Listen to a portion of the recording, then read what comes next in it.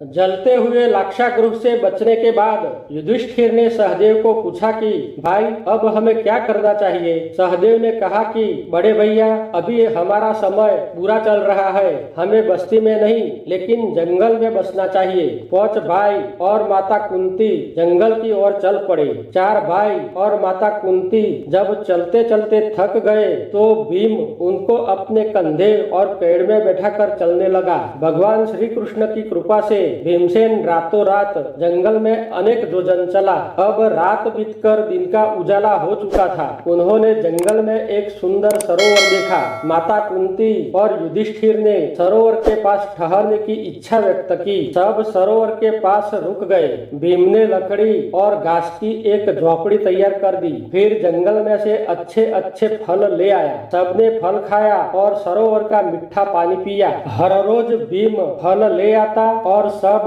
फल खाके अपना पेट भरते थे। रात को सब झोपड़ी में सो जाते थे और भीमसेन सबकी रखवाली करता था। इसी तरह दिन गुजरने लगे। भीम हर रोज उत्तर दिशा से फल लाता था, लेकिन अब वह फल की कमी होने के कारण आज वो पूर्व दिशा की ओर चला। अच्छे फल की खोज में वो चलता चलता एक सुंदर बगीचे के पास आ पहुंचा। बगीचे में अनेक प्रकार के फल, फूल और मेवा लगे हुए थे। उसने सोचा कि ऐसे भयानक जंगल में कौन बसता होगा। वो कुछ सोचे बिना निडर होकर बगीचे में घुसा। वो मीठे मीठे फल और मेवा खाते खाते अपनी झोली भी भरने लगा। रमणीय और सुंदर बगीचे में उसे बहुत मजा आने लगी। वो बिना डरे बगीचे में इधर उधर घूमने लगा। उस बगीचे की रक्षा के लिए 8-10 राक्षस दरवाजे पे खड़े थे। वो भीम को देखकर दौड़ते दौड़ते आए और बोले कि हरामखोर, फल के चोर, कहाँ से आया है? तू कौन है और बगीचे में घुसा कैसे?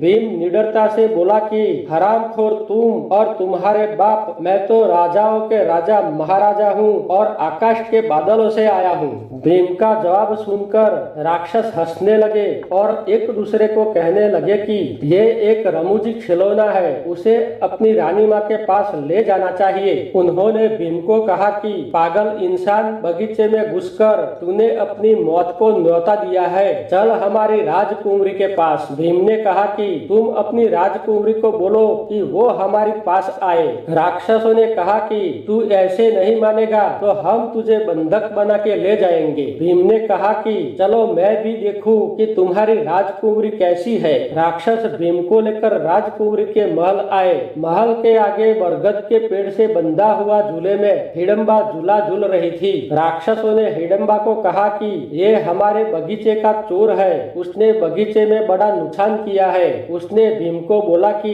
तुम्हें तुम्हारी जात पर बहुत अभिमान है ना? भीम ने कहा नहीं, बिल्कुल नहीं, लेकिन मैं तुमसे डरने वाला नहीं हूँ। हिडम्बा ने सोचा कि चलो उसके साथ थोड़ी गम्मत करके मजा लेते हैं। उसने झूले पे बैठे बैठे भीम को बोला कि चल तू उस झूले पे बैठ जा, मैं तुझे झूला डालती हूँ। अगर तू डर गया तो मैं तुझे सारी जिंदगी दास बनाकर रखूंगी। भीम ने कहा कि और नहीं डरा तो? हिडम्बा ने कहा कि नहीं डरा तो तेरी रानी बनकर रहूंगी, लेकिन मूर्ख, मेरे एक झूले से तेरी मृत्यु होने वाली है। भीम बोला कि कोई बात नहीं, मुझे तुम्हारी शर्त मंजूर है, और वो झूले पर बैठा। लेकिन ये क्या, झूले पे बैठते ही झूला भी टूट गया और पेड़ की डाली भी टूट गई। हिडम्बा तो सोच में पड़ गई कि ये कैसा इंसान है, मैं हर रोज उस झूले पे झूलती हूँ लेकिन कुछ नहीं होता है, आज उसके बैठने से झूला ही टूट गया। भीम ने कहा कि तेरा झूला भी देख लिया और तेरी ताकत भी देख ली, अब तू झूले पे बैठ, मैं तुझे झूला डालता हूँ। हिडम्बा ने नया झूला बंधवाया और झूले पे बैठी।